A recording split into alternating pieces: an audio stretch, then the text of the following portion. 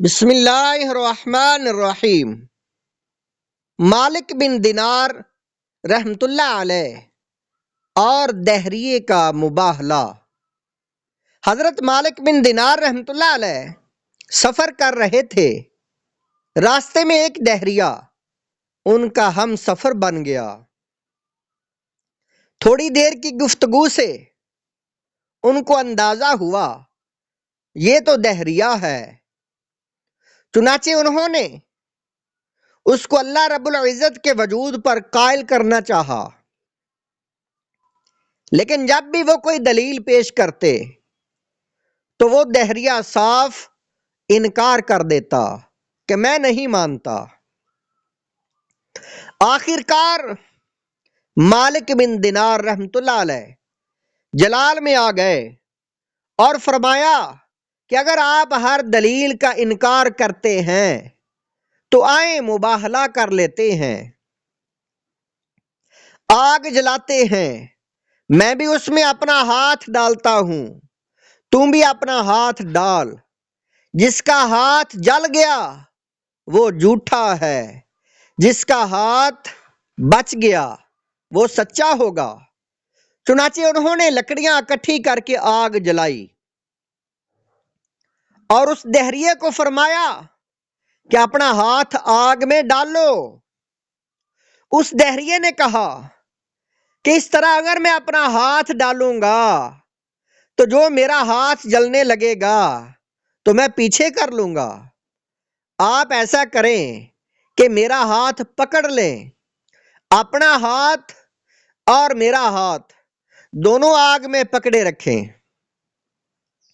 دیکھتے ہیں کہ کس کا ہاتھ جلتا ہے۔ مالک بن دینار رحمت اللہ علیہ نے اس کا ہاتھ بھی پکڑا، اپنا ہاتھ اور اس کا ہاتھ دونوں کافی دیر تک آگ میں پکڑے رکھے۔ کافی دیر کے بعد جب نکالا تو دونوں سلامت تھے۔ مالک بن دینار رحمت اللہ علیہ حیران تھے کہ یا اللہ، میں مسلمان ہوں اور یہ کافر ہے، میں ماننے والا اور یہ منکر ہے، میں آپ کا دوست ہوں اور یہ آپ کا دشمن ہے، آپ نے دونوں ہاتھوں کے ساتھ برابر کا معاملہ کیسے کر لیا؟ اللہ رب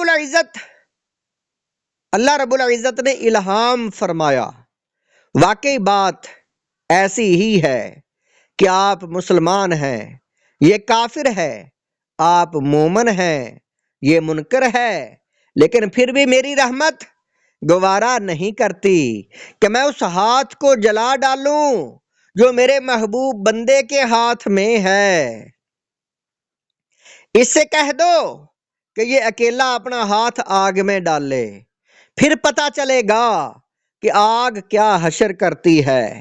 اس سے معلوم ہوا کہ اللہ والوں کی صحبت اور تعلق بندے کے ایمان کو تحفظ فراہم کرتی ہے، بلکہ کئی مرتبہ ایسا ہوتا ہے کہ کسی بندے کا سینہ ایمان سے خالی ہوتا ہے، کسی اللہ والے پر ایک مرتبہ محبت کی نظر ڈالی تو سینہ ایمان سے منور ہو گیا۔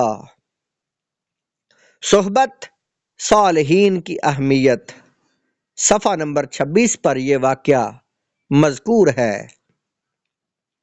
مالک بن دینار رحمت اللہ علیہ کی بیوی کا قصہ۔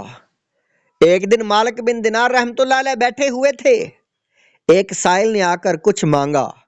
گھر میں کھجوروں کی ٹوکری پڑی تھی، بیوی سے منگوا کر نصف سائل کو دے دی اور نصف واپس کر دی۔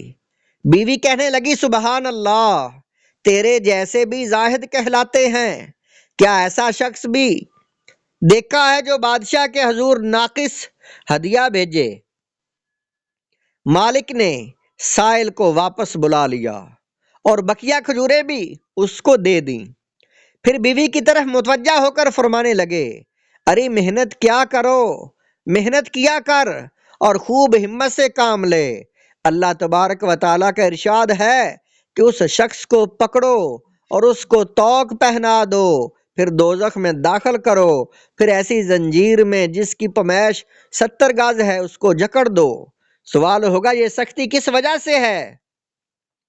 تو جواب ملے گا کہ یہ شخص خدا تعالیٰ پر ایمان نہ رکھتا تھا اور غریب آدمیوں کو کھانا کھلانے کی ترغیب نہیں دیتا تھا۔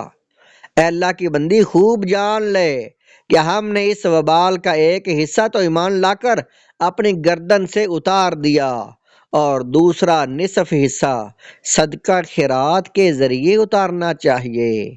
یہ واقعہ خطبات رمضان المبارک جلد سوم صفحہ نمبر 69 پر مذکور ہے۔